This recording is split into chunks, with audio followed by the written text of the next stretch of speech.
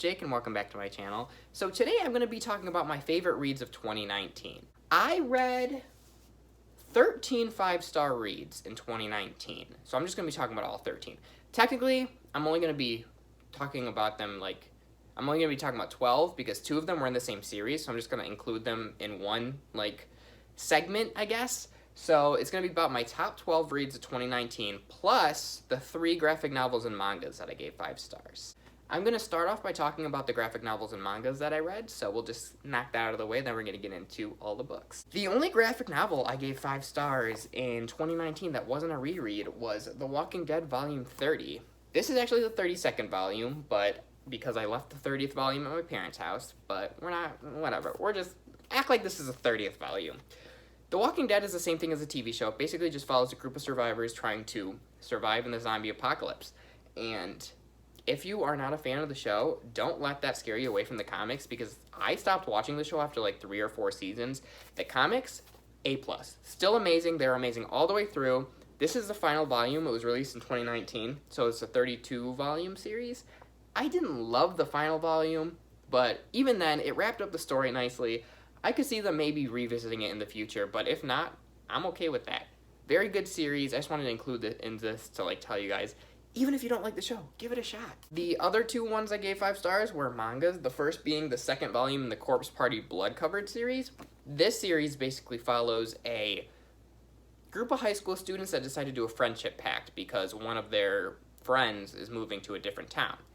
During this pact, they somehow, it turns into this ritualistic thing to where they get taken to another dimension. They're in the same school, but it's in another dimension. It's this elementary school at this point where all these kids were murdered. And basically there's all these ghosts in the school trying to kill them all. And they're trying to survive and get back to where they need to be. Very gory, very fucked up. Probably my #1 favorite manga series, though. It is so good. I highly recommend it. It's based off of a video game you guys might have heard of. Play the game or read the mangas. Either way, they're amazing. And then the last manga I'm going to be talking about in my favorites video is actually, I'm wearing a Junji Ito sweatshirt, but it is Uzumaki by Junji Ito. This is my first time reading Junji Ito. I have Tomi as well that I plan on reading soon, but this was amazing. It basically just follows this town that becomes obsessed with spirals. And that's all I'm going to say about it, but just know it's very grotesque, it's very disturbing. I am very, very hard to disturb. There's nothing that really disturbs me. Within the first couple, chapters of this, I was disturbed. I laid in bed thinking about it, it fucked with my mind, it grossed me out, it did what it was supposed to do, and I'm so excited to continue on, reading his works, because he's the only person that I found so far that actually, fucks with my mind, and this is amazing. These editions are, so cool, and I want to collect them all, but just check it out. Especially if you're a fan of horror, give this a read. Those are all, the graphic novels and mangas I read in 2019 that I gave 5 stars, but now we're going to jump into the actual video. I'm going to be talking about my top 12 reads of 2019 in order of my least favorite to favorite. I say least favorite to favorite, but they're all favorites. I love them all. That's why I gave them 5 stars. First up, I'm going to be talking about The Silent Patient by Alex Michaelides. I don't know how to say that. This was probably one of the most popular thrillers that came out in 2019, and it has great reviews on Goodreads, but on BookTube, I've heard very, very, very polarizing views. I luckily fell on the side that loved this. I guess I should tell you guys what it's about. This basically follows this woman who kills her husband and kind of just never speaks again. She's checked into this mental ward because of the fact that she just stops talking. So this follows a psychotherapist that kind of isn't obsessed with her, but is really interested in her story and wants to figure out what really happened. Did she really kill her husband? Is the blame just being put on her? What her deal is, and it's so good. It's very simple, I would say. I feel like it's very accessible to people that don't usually read thrillers, maybe, but I could also see it boring people that aren't usual thriller readers. So I don't know. Like I said, I've seen a lot of polarizing stuff on it. I loved it.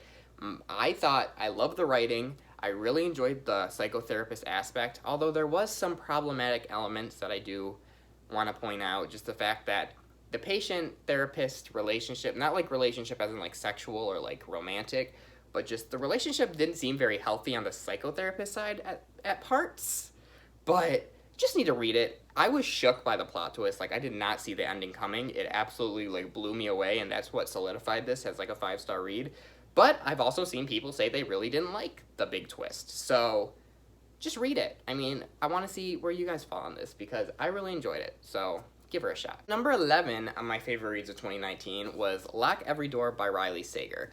This is the second year in a row that Riley Sager became on my top favorite reads of 2019, with The Last Time I Lied was on my 2018 list, and he is probably my number one favorite thriller author. I only read 2 of his books so far. I haven't read The Final Girls yet, but loved both the books I read. This followed an apartment sitter in New York City. So she gets this job at the Belvedere. Is that what it's called? No, the Belvedere is where I think I stayed when I was in New York City. She gets a job at the Bartholomew apartment complex in New York City, basically just an apartment sit. She has to watch over this apartment until, I don't know, I don't remember if the family's gone or whatever. Either way, she's apartment sitting, and basically they have all these, like, strict rules in this apartment. She can't have guests stay the night. She's not allowed to stay the night anywhere but in the apartment. They're very strict, but she ends up meeting this girl who is also an apartment sitter, and red flags kind of go up, and then the apartment sitter that she meets goes missing, and she kind of has to figure out what the fuck is happening in this apartment complex. Like, why is it so weird? And it delivered. The ending of this was A++. It takes you a lot of places in this book. It's a very, like, gothic, creepy-esque type of thriller, so if you enjoy that type of thing, I would definitely check this out, or any of Riley Sager's works. But it was amazing, and that's all I'm really going to say, because just read it. Read Riley Sager in general. He has a new book coming out in 2020. I haven't even read what it's about yet, but I saw Lala say it kind of gives her, like, Haunting of Hill House vibes, so that's, like, right up my alley, and I'm very pumped to read it. Give Riley Sager a chance. He's amazing. I did enjoy The Last Time I Lied a little bit more than this, but they were both amazing reads. Now we're moving on to my top 10 books of 2019. The last 3, so this one I'm about to talk about, and then the last 2 are kind of, like, all in the same whatever. They could have been interchangeable in their placements. But it is Onshantae by Gita Trelease. I love anything set in France. France is kind of, I took 5 years of French in high school. Can't speak it for shit, but I took the classes. It just gave me this interest in France. I want to go there someday. I actually want to, like, try and maybe become fluent in French, but we'll see. I'm a very lazy person, so who knows if that's going to happen. So this follows a girl who lives in France with her sister and brother, and they're poor. So she'll turn, like, scrap metal into money to, like, buy things for them. I guess I should mention she has magical abilities. That's why she, like, that's what I mean by turn them into money. So she has these, like, magical abilities that aren't, like, crazy magic. It's, like, just little things. Like, she turns scrap metal into coins, stuff like that. And she kind of realizes that she could use these powers for bigger things. So she starts to turn herself into this baroness, baroness, I don't know how to say the word. Correct me in the comments.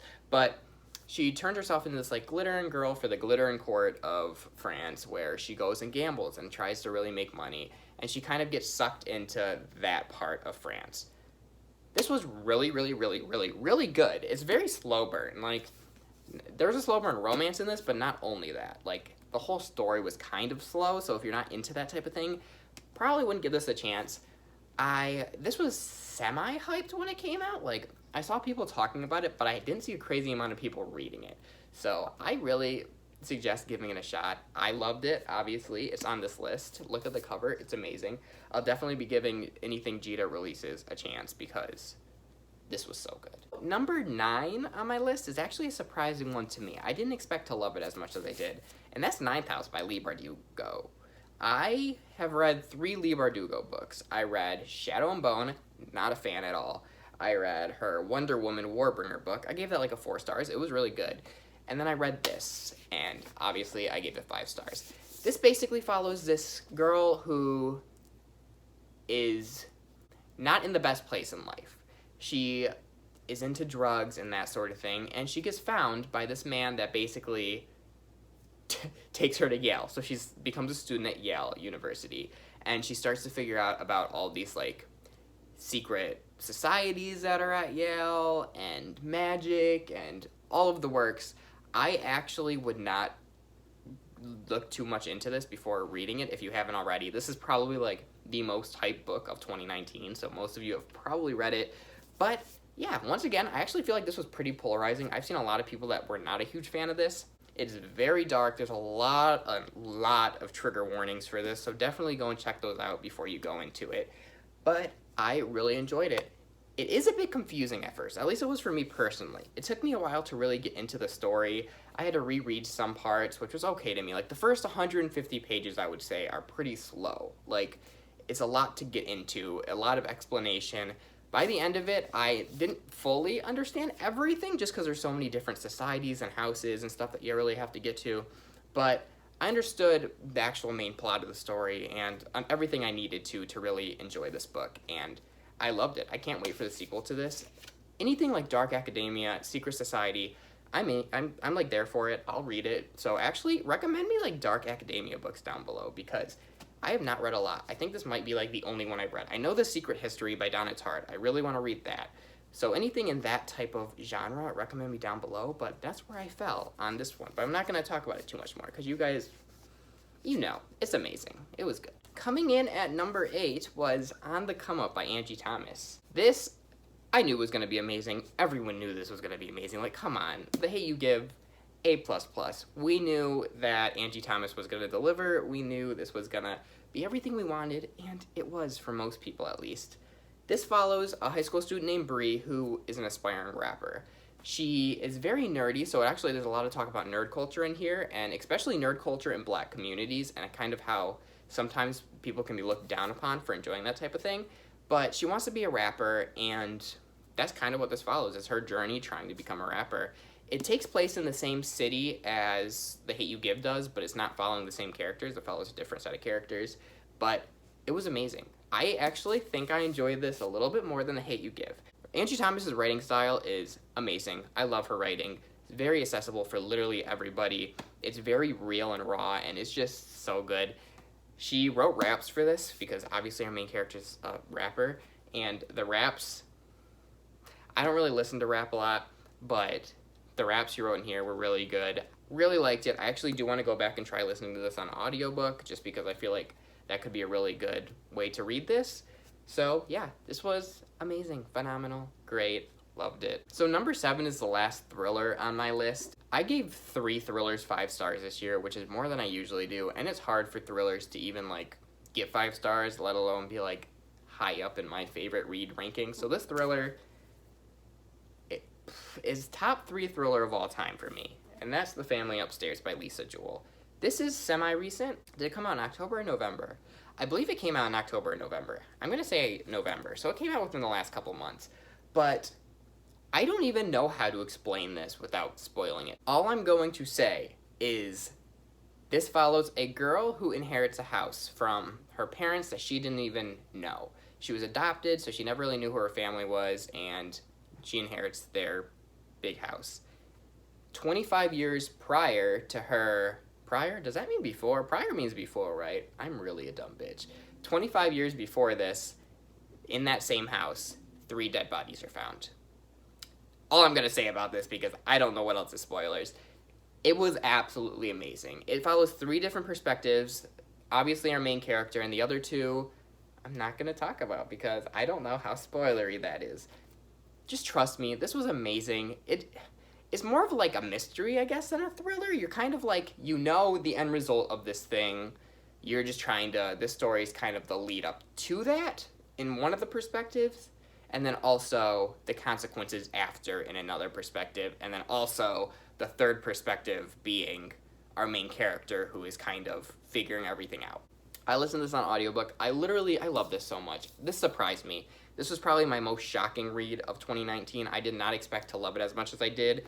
I'm going to read everything by Lisa Jewell now, all for like backlog, because I'm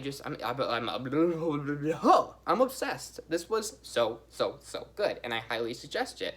Suggest it. I don't even know what else to say, because like I said, I don't know what was a spoiler and what was not, because in my mind, it was just amazing, and I want to just talk about the whole plot, because, oh my god, there's a lot, but it isn't the most thrilling thing ever. Like, it's not crazy thriller level type of thing. It's a very putting the pieces together. It's amazing. That's all I gotta say.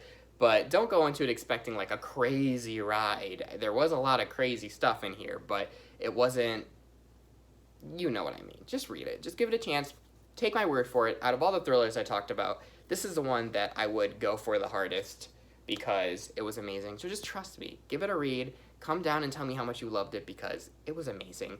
I'm pretty sure I saw Boston love this too. I think she read it recently and she loved it. I'm gonna say that. We're gonna say that. Boston loved this book, which is another reason you should go read it. So before I talk about number 6, I'm actually gonna make a comment. This is the only backlist title on my favorite reads of 2019. 12 out of the 13 reads I'm talking about are all 2019 releases, which is crazy to me. Because I read more 2019 releases than anything else because I don't know why. I want to do a more even split in 2020. But anyways, so thinking back, it's crazy to me that this is the only one on this list. Because I did read a lot of backlist titles. Anyways, it's Illuminae by Jay Kristoff and Amy Kaufman. I put this off for so long because I was so intimidated by it. Everyone knows it's told in like this mixed media format, and I was intimidated. I tried listening to the audiobook in the past, couldn't get through it. I didn't listen very much. I tried reading in the past, couldn't get through it, but I decided this year we're gonna do it because Olivia over at Liv Reads a Latte and I were doing the Kristoffathon. This is the only book I think we really actually kept up with, and we kind of gave up after that. But we're not gonna talk about our flops because if I was to talk about my flops, there'd be too many to even go through of 2019. But regardless, I finally read this bitch, and it was epic. You guys knew that, though, because I'm very behind on the hype train for this novel. Or would this be considered a novel? For this book. I was very behind on that hype train. But this follows... This follows a pair of high school sweethearts that, like, broke up. Hello, it is Editing Jake from a very dark room once again. You can kind of see me, hey! But I don't know why I refer to them as high school sweethearts. They were still in high school at the time of this novel. They were just a couple, and they were broken up at this point, so I just wanted to clarify that. So, there you go. Like, they're broken up at the beginning of this novel, but their planet is being attacked. So they're kind of trying to evacuate this place, and this kind of follows this galactic war, but it's not like galactic like Star Wars. It's kind of like they're all human still. Like, they're like us. They're people. They live our type of lives, but they're out in space and shit.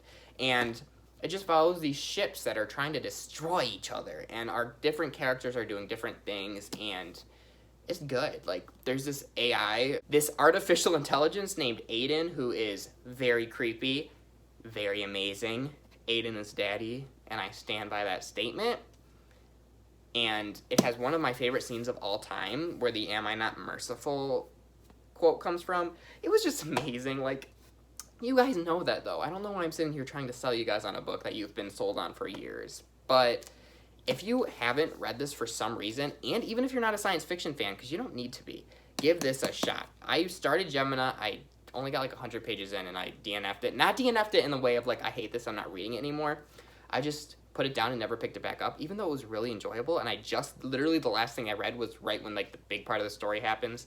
So I need to go back and pick it up. But this was amazing, and I just read it. It's so good. And actually going off of the same point of my last one, number 5 is Aurora Rising by Amy Kaufman and Jay Kristoff.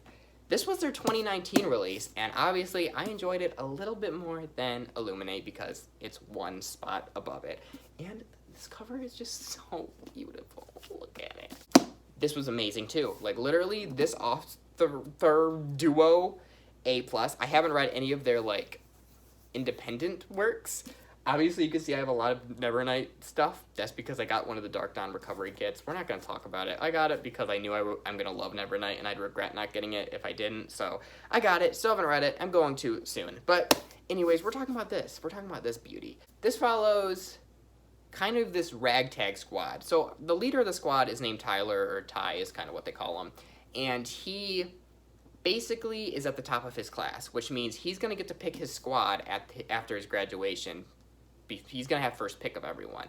And he ends up seeing this girl out in space, because it's set in space again. And he has to go, or he sees this, like, girl, I don't know if he sees her or he heard about her. who cares about the facts? We're here just to talk about the story. But he goes out basically and finds this girl, Aurora, in this like frozen tank for however many years, yada yada yada. And he goes to save her. And while he's saving her, he actually misses out on the choices back at whatever. So when he comes back, everyone's chose everyone, and he's left with like the misfits, the people that no one wants on his squad. And this kind of follows their mission. It is so good. I love all of the characters except there's one I don't like. I forget his name. I'm not a fan of. I'm gonna find out his name. Cal? I think Cal is the character I'm not a fan of. And everyone loves him, and I was like, his character was so boring to me, and I just really didn't like him. I think he's on the cover of the second book. Ugh, but wasn't a fan of him. But Scarlet, though, that's my bitch. I will die for Scarlet. She's my favorite character in this whole thing. I also really like Tyler. I like all of them other than whoever, I forget his name already, Cal. Was that his name? We're not a fan of him. We're not going to talk about him. But this was amazing. Like, literally, it was so good. Like, the tagline is, they're not the heroes we wanted. They're just the ones we could find. Like, is that... Anyways, so good. Literally epic, amazing, love it. Give her a shot. The ending, it hit me a little bit. But I'm so excited for the sequel. This is definitely one of my, like, top 5 most anticipated books in 2020. Not this specifically, the sequel. You guys get what I'm saying. Oh wait, that was number 5. So we already talked about my number 5 pick. So now we're moving on to number 4. Funny story about number 4. I didn't give this book 5 stars. I actually just recently decided to change it to 5 stars. And as I was like ranking all my 5-star reads of 2019, it made top 5. It got number 4 spot. I don't know why I didn't give this 5 stars to begin with, but I loved it. And it's another polarizing one. It's Daisy Jones and the Six by Taylor Jenkins Reads. Taylor Jenkins Reads. Amazing. Art, great. I gave it a 4 star, so like it wasn't a big difference, but I love it. It made my number 4 spot, so obviously I don't know what I was on when I rated this. It's amazing. I feel this is very polarizing as well. Our main characters, Daisy and Billy, are very hated by a lot of people, and I'm not a huge fan of Billy, but basically this just follows this band called The Six, and then this girl named Daisy Jones. It kind of followed, they're both musicians, whatever. They become a group, so it's Daisy Jones and the Six. And this follows their story as a rock band from the start all the way to the finish, like everything. This is told in interview formats, so it's not like a normal type of novel. It's interviews. That doesn't take anything away from it. Actually, it adds a lot to it. I love this. I listen to this on audio. That's the way to go, 100%. The audiobook is one of my favorite audiobooks ever. It has a full cast. We love it. And a TV show's coming out, I think, in 2020 for this. It's definitely getting a TV show. I don't know when it's coming out for sure. It was just so good. I love Daisy. I know she's hated by a lot of people, and I can say she was very selfish at points, but overall, I really liked her. I didn't care for Billy, though, so I see the hate on him. But the rest of them, Karen. My girl. I love Karen. Camilla, I think, is her name. Billy's wife. She was a B too. Like, a good one. Not like a bad one. I guess I should make that known. This was so good. Honestly, this is the only Taylor Jenkins Reads book I read. I need to read The Seven Husbands of Evelyn Hugo because obviously I'm going to stand that. Like, who doesn't stand The Seven Husbands? But it was just so good. I literally wish I had a brain. That's all I want in life is a brain, so I can actually talk about these books and not sound like a literal dumb bitch. But that's what I am, so that's what you get. We're on to my top 3. That looks like 6. My top 3 reads of 2019. And number 3 is another one that honestly shocked me a lot. And that was With the Fire on High by Elizabeth Acevedo. I knew I was going to enjoy this, but top 3, who would have thunk it? This actually is one of my favorite memories of a book because I read this when I was in New York City for BookCon, which was my first time in New York City, my first time meeting a lot of my online friends, and I just have really good memories behind it. I bought this at the Strand. I bought it when I was with Jess from Jessica C. Reads, or Jessica C. Writes. I forget her channel name. I'm a terrible friend, but I love you, Jess. I'm going to link her down below. But I bought this when I was with her and my friend Patrice, who doesn't have a channel, but she should have a channel, but get on your shit, bitch. Anyways, I bought it at the Strand, and I read it, like, I went to a coffee shop with Patrice while we were, I went to Starbucks. I don't know why I'm acting like it was more than that. It was fucking Starbucks. I read it while at BookCon waiting in lines, and it just has really good memories behind it. It was so good, y'all. Like, You guys don't even understand how much I love this. Did I even tell you guys what it's about? Oh, look at the naked hardcover. Oh, I don't know why either. It was like on sale for $9 at the Strand because they had like random books at the Strand. That's why I liked it so much. That were like cheaper than the rest, even though it was the same book. But I'm gonna tell you guys what this follows. So this follows our main character. I don't know if it's Emini or Imani. I'm gonna say Imani. It follows our main character, Imani. This cover also is probably my favorite cover of the year. Just saying that. Why can't I fucking stay on topic? It follows our main character, Imani, who is a teen mom in high school. Well, obviously she's a teen, so she's in high school and she's a mother. And basically, she's a senior in this book, but her daughter, I believe, is 2 or 3 years old. So it's not like following her just having this kid. She's already had this kid, but basically she has a passion for cooking. So her school gets this new cooking program that she ends up joining, and basically it just kind of follows her life, her struggles, her opposite of struggles. What would that be called? Good things? I don't know much about those, but it's just great. It's amazing. It's so good. Literally, it's my 3rd favorite book of the year, so obviously it's amazing. I actually haven't read The Poet X, which I'm going to read soon, so whatever.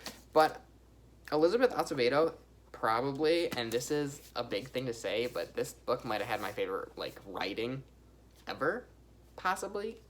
Who knows? It literally, the writing style was, I don't know what that,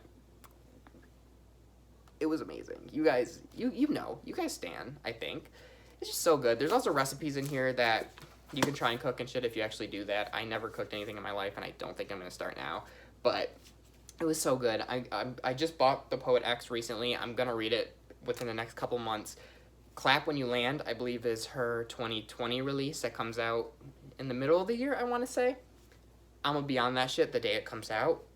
This is amazing. Give her a shot if you haven't already. This cover is amazing. Back. The naked book. Like, there's literally not one bad thing about this book. Nothing's bad about this book. Even the side characters were amazing. Just give her a read. We're on to my top 2, which is really my top 3, because like I said, 2 of these books were the same ones in the series, and that's where my number 2 spot goes to. The Wicked King and The Queen of Nothing by Holly Black. I haven't gotten the black edition of The Queen of Nothing yet, obviously, so I need to do that ASAP. I'm only holding up The Queen of Nothing because this one's better than The Wicked King, even though they're both 5-star amazing reads. But you guys know what the Cruel Prince series, or the Folk of the Air series follows. It follows our main character named Jude, who her parents were killed when she was young by Maddock, which is like Maddock or Maddock, I don't fucking know. But he basically took them to this fairyland, her twin sister, and her older sister. Her older sister is his biological daughter, and he kind of just took the other 2 because he kind of had to. He killed their parents.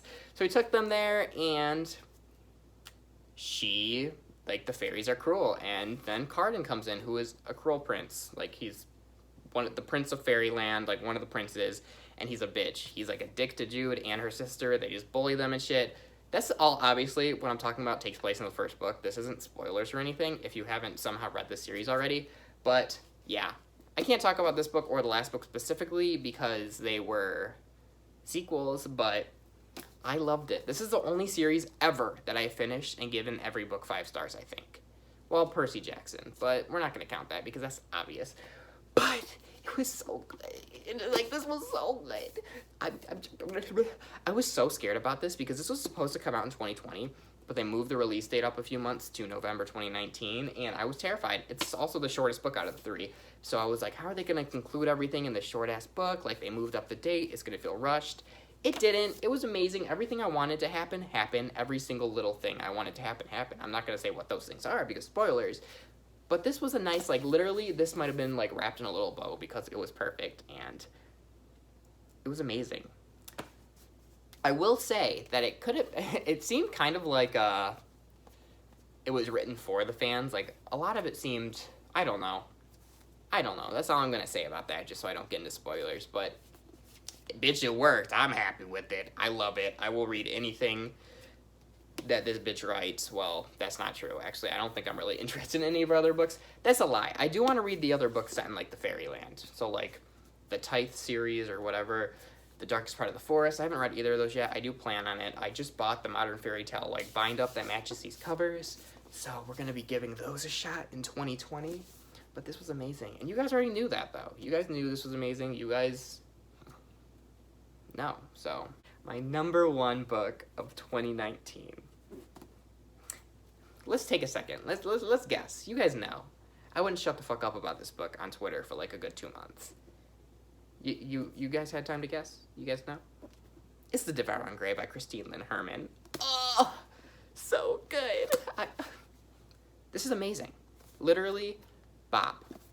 Love her. Will always love her. My most anticipated read of 2020 is the sequel to this, The Deck of Omens.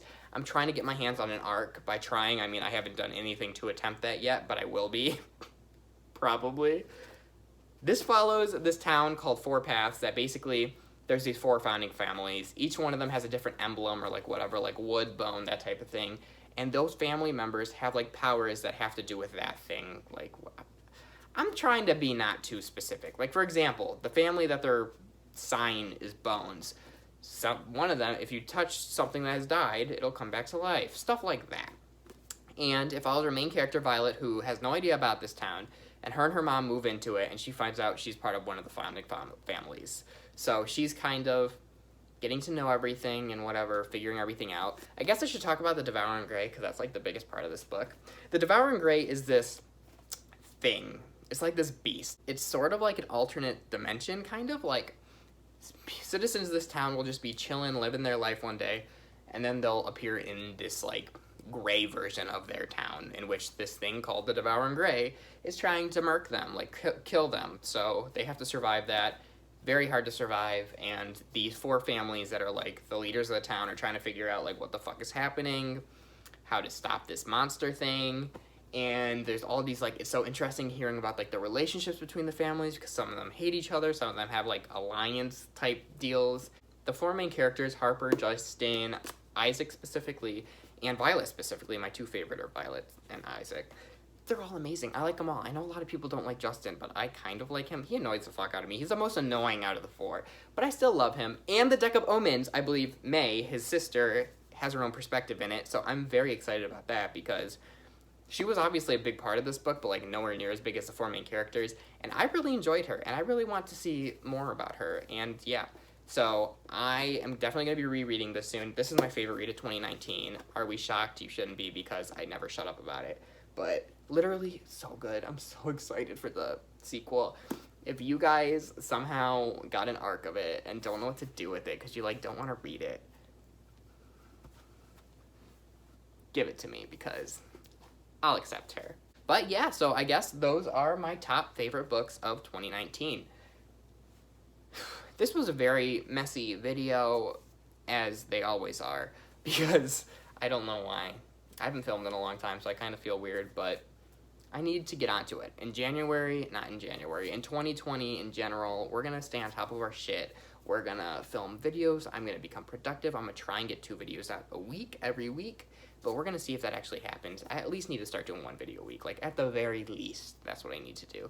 But yeah, so thank you guys for watching. Let me know down below if you enjoyed any of these books in 2019, or if any of them made your favorite books of the month, like, video, or favorite videos of the year in general. I'm just rambling at this point. I'm gonna go now. Thank you for watching. If you enjoyed it, give it a thumbs up. Hit that subscribe button. I don't know why I'm pointing over here. Isn't it over here? Wait. Either way, I'm pointing at it somewhere. So wherever it is, hit it. Also, I didn't talk about this. Thank you. Sorry, that looked threatening. Thank you guys for 1,000 subscribers, because I hit 1,000 subscribers in December, I think. No, in January. No, December. I think it was in December. Yeah, it was in December. I don't know. Regardless of when it was, like, thank you guys, because you guys don't even know how thankful I am for that. I'm shook. I never thought, like, I would get even 100 subscribers when I joined BookTube, and now I had 10 times that, so thank you guys so much. I need to, I don't know, I might do, like, a Q&A or something, because I've never done one of those, but I also don't know if I'll do that, just because I don't know. That stresses me out. Give me ideas for, like, 1,000 subscriber video, because I want to do something, but sorry, I'm anxious. Thank you for watching. Bye.